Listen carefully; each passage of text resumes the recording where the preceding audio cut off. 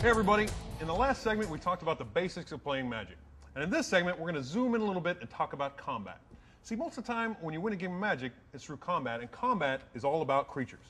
Now, as I mentioned before, it's easy to tell creature cards because they're the only card type with these two numbers down at the bottom. The first number is power, and that's how much damage they're going to deal in combat. The second number is toughness. That's how much damage it takes to kill them, all right? Now, creatures are pretty awesome because once you pay their mana cost, they just sit on your side of the board fighting for you until they're destroyed.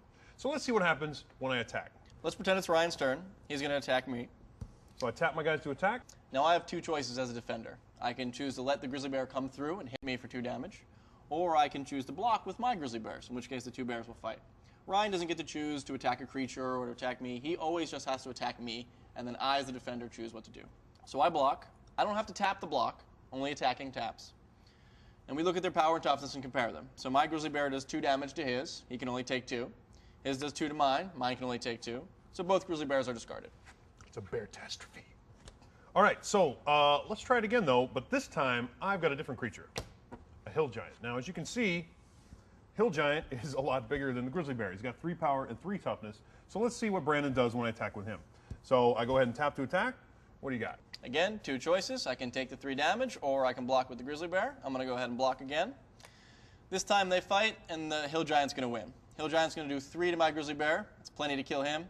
Bear's going to do 2 back to the Hill Giant. Hill Giant has 3 toughness, so he's going to hang around. He's fine. So my Grizzly Bear dies. Ryan's Hill Giant sticks around. I'm feeling pretty good about that. Now, one thing you got to remember is you don't have to worry about keeping track of damage on creatures, because at the end of the turn, all the damage on him is going to evaporate. So you don't have to worry about putting beads or counters or writing this stuff down or anything like that. At the end of the turn, he's going to be good as new. You might also be wondering what happened to that extra damage that the Hill Giant did. He did 3, and the Grizzly Bear only has 2 toughness. Well, the Grizzly Bear takes the entirety of the damage. I don't have to worry about any of it coming over to me. Basically, when you block a creature, you don't have to worry about any of the damage coming from him, even if he's got like 100 power. You don't have to worry about it. Once you block him, the creature's going to take the damage, not you. So let's try that scenario again, Okay. only I'm going to be very generous and let him borrow one of my Grizzly Bears. Why, thank you. And this changes things up a little bit. I look at the table and I kind of see that he's got 2 guys to block with, but I'm going to go ahead and attack anyway and see what happens. So I go ahead and tap to attack with the Hill Giant. This time I have 3 choices. Again, I can let the Hill Giant through, or I can block with 1 Grizzly Bear like I did last time, or I can block with both bears. If I block with both bears, they're both going to do their damage to the Hill Giant. That's 4 damage to the Hill Giant, plenty to kill him. And you can split up damage any way you want, really. In this case, it doesn't matter a whole lot because I don't have enough damage to kill the blockers. I could put 2 on this guy and 1 on this guy. I could put all 3 on one of them. Since I don't have enough to kill both blockers, it doesn't really matter in this case. So I'm going to put all 3 on one of his Grizzly Bears, and it's an embarrassing day for the Hill Giant, let me tell you. So I ended up sacrificing one of my smaller creatures for Ryan's larger ones, and I still have a creature on the board. I like what just happened. Not a bad trade. Now let's try it again, but this time it's just the Hill Giant versus the Grizzly Bear. Now, most of the time when you're playing Magic, you can look at the table and pretty much make an educated guess as to how the combat's going to come out. And in this case, I'm going to look down here and I see that I have a 3/3 creature. He's got a 2/2 creature. I'm not too worried about this one. The thing is, though, there's a special type of card called Instants. Now, we talked about these earlier. Instants are cards that you can play anytime. You can play them on your turn or your opponent's turn, all right? And they can kind of mix things up a little bit. So I look at the board in this case, and I'm feeling pretty good. I've got a 3/3, he's got a 2/2. I don't think my Hill Giant's going to get much opposition in this case, so I'm going to go ahead and attack. I'm also feeling pretty good because I have a trick up my sleeve. I'm going to block with my Grizzly Bear like I did last time, but this time it's going to go a little better for me. I'm going to play an instant called Giant Growth. This card gives any creature on the board +3/+3. I'm going to use it on my Grizzly Bear. Makes it him 5/5. Hill Giant and the Grizzly Bear fight. This time the Grizzly Bear owns him. 5 damage to his 3 is enough to take him way off the board.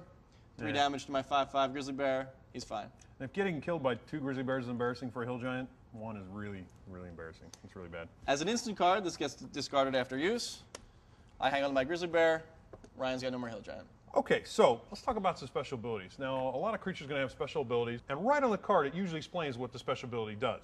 In this case, I've got the Suntail Hawk, and the Suntail Hawk, oddly enough, has a special ability called Flying. And basically, flying is a very simple ability. All it says is he can only be blocked by other creatures with flying, all right? So he's up in the air. If nothing's up in the air with him, he can't be blocked. So let's see what happens when I attack with him. Now, normally when you look at the board and you've got a 1/1 and they've got a 2/2, that's a terrible time to attack, right? But since I've got flying and he doesn't, I'm not too worried about getting blocked. So I go ahead, attack with the Suntail Hawk. Sure. And I have no choices here. I can't block the Hawk because my guy doesn't have flying. So Ryan's creature just flies over and deals 1 damage to me. You got pecked in the head. I did. All right. Now, one of the coolest parts of Magic is, well, I mean, every game has rules to it. But Magic, there's a ton of cards that just straight break the rules, and finding and abusing these cards is one of the funnest parts of the game.